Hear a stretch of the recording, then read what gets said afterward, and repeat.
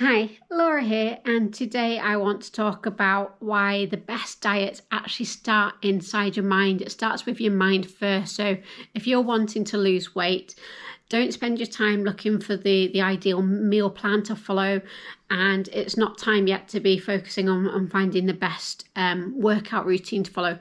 It starts with your mind. So reaching for candy, for chips, for junk food, it actually isn't to fulfill a physical craving, which often we think it is. We think we've got a physical craving. It's actually a mental craving to fulfill an emotional emptiness. So we feel all our emotions in our stomach. And that's when if we're having an emotional day, whatever those emotions might be, especially if we're not addressing them, that's where we try to solve it and to feel those emotions with food, because that's where we feel our emotions is in our tummy. So we naturally kind of turn to food, but that's not the answer. So let me go into a bit more detail. So it's not about what you're eating, it's actually about what's eating you. So if you take anything away from this video today, think about that and say that to yourself, especially next time when you think you've got a craving. It's not about what you're eating, it's about what is eating you. So you don't need a diet to restrict what you eat. What you need to do is change how you think. So change your thoughts and your beliefs around food and also what's going on in your life. So you see, we think our struggle with food, our struggle with our health, our struggle with our weight is all associated with our eating. But this actually isn't true. The reason why we almost always resort to food and things like having comfort food is because we have an emotional emptiness. So the stomach is where we feel all our emotions, and then keep getting feel and fill mixed up, which is kind of ironic because actually what we're then trying to do is fill our stomach with food so we can then no longer feel those emotions, or we can then feel a different way. So the stomach is the seat of all emotions. So we feel a feeling in our stomach and we try to deal with it through food. So we often have an emotional emptiness that we try to satisfy with food. But to be honest, food's not going to satisfy it. And that's also where we get this constant emotional eating, and that's also where we can find ourselves sat on the sofa, having finished off a packet of biscuits, having not even remembered opening up that packet of biscuits. So we feel this kind of emotional emptiness and we try and satisfy it with food. And also, if you think about it, our language around food can be really confusing, and we need to maybe be conscious of the language that we use around food and maybe change some of the words. We say things like, we are starving and we are hungry. And you can say you're starved of love and hungry for love, and you're empty or feel empty. And also things like satisfied. So they're all really emotional words, and we're applying them to our food. So things like starved, hungry, empty, full, satisfied. And that's where our body gets quite confused, because again, that's where our emotional eating comes from. So we need to, think about some of the words and the languages. Just like when people are saying, oh, I'm so starving, I could eat a horse. And if you're saying that over and over again, you're programming your body that. And that's also where we can kind of overeat. I mean, let's be honest, who could actually go and eat a horse? And are you actually really starving that much? And is starving even the right word? We're just a little bit hungry, aren't we? You could say that you're a bit peckish. Thinking about the language is really important. And when we feel emotionally empty and unsatisfied, our mind is so confused, it reminds us to eat. So overeating is kind of an act of regression. Like when we were babies, we'd cry and somebody would put some milk inside us that was, sweet and sugary and made us feel better. And that's the same thing where emotional eating comes from. We've had a bad day, you come home from, primary school or something, you've had a bad day, and you get given some nice sugary food and you get told that will make you feel better. So we do get food and love all mixed up. But actually, you can't love your body with excess food. That actually is more of a punishment to your body than loving your body. And if you think about it, and I'm guilty of doing this, we go and visit, maybe a sick friend in hospital, or maybe a friend that's just broken up with a partner, or a friend that's not, having a good day. We go and bring them chocolates, don't we? We bring them chocolates. And if we've had a bad day at work ourselves, we try and cheer ourselves up with food and drink. So we do get things very mixed up, but we need to kind of remember actually that if we're putting too much food into our body, and especially the wrong sort of food, that is not actually loving our bodies and not helping ourselves. It's actually punishing ourselves, and it's going to make it, the body doesn't like that kind of stuff, and it makes it harder for the body to function.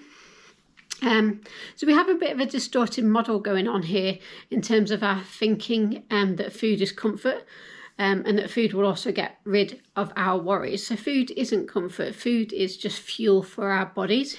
And actually the more we put better quality fuel into our bodies, the better our bodies will function, and the happier, more energetic we're actually going to feel.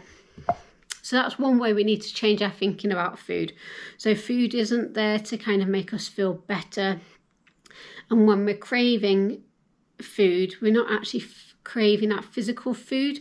It's more of a flag that we're feeling a particular way in terms of our feelings and our emotions. So we need to actually stop and address those feelings and emotions, and that will help us better. That will help us a lot more than shoving our favourite junk foods down our necks. Don't get me wrong, I'm human too, and I do this myself. But we need to first understand this, and then start making ourselves more aware, and then start thinking, actually, I want to love my body. So actually, let's start putting some good stuff into my body, because I know it's going to make me physically feel better. My mind is going to feel better, and that you're going to feel better. And at the end of the day, that's how you want to feel. Eating that chocolate bar is going to make you feel good, maybe for a couple of seconds, couple of minutes, until you've eaten it. And then actually also what then happens is people start beating themselves up and feeling guilty for eating, which isn't helpful, but that's kind of what happens. So in actual fact, you just create a big vicious circle, and then you create more of those negative emotions, and then actually you then have to turn to other foods, because you think or hope that that's going to make you feel better. So again, we need to change the way we need to think. So we need to change the way we see food. And to be honest, if you look at most animals, no animal overeats. We're the only animal that does overeat. The only other animals that might overeat are our pets, and that's because we're feeding them. And it's the same thing, for example, with dogs. You can see, some pet owners where they've loved their dog so much, but they've kind of done the wrong thing and kind of overfed the dog, and that's not really helped. So yeah, and basically we need to also try and get ourselves back to our original sort of wiring where we enjoyed food. And this is really key, that you still need to enjoy food, but we also then stop when we're full. We're not overeating, and we're not using food to overcompensate and to try and dampen those emotions and feelings that we're feeling. So if we were sad, we felt sad, but we didn't eat loads of donuts when we were sad. So you can actually rewire your thinking, and this is what we can do through hypnosis.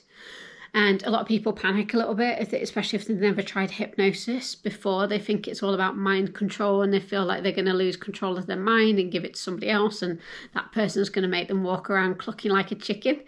And that's probably because most people, the only experience of hypnosis they've seen is stage hypnosis.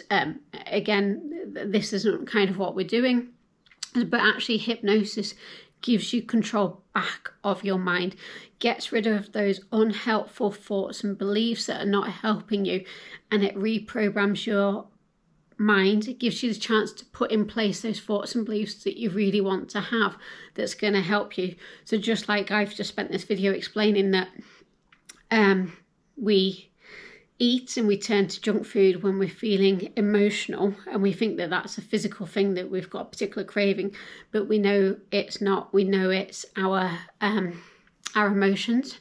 And so this gives us a chance to control our mind and to understand our emotions and to release some of those emotions.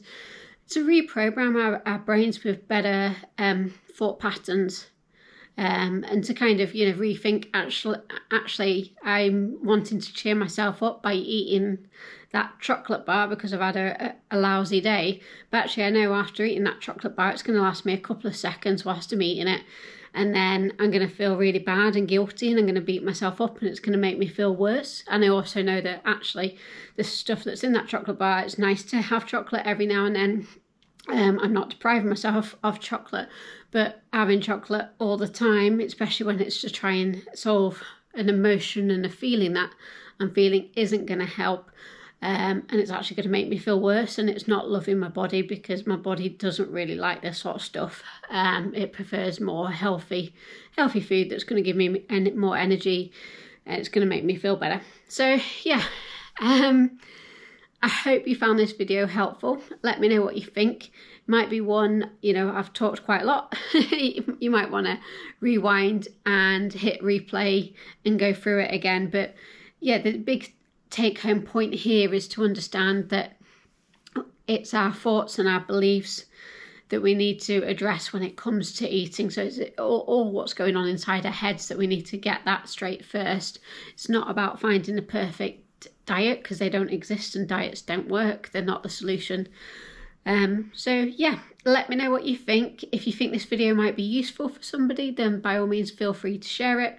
Let me know what you think. What sort of stuff are you doing? Have you got any questions? What sort of stuff do you want help with?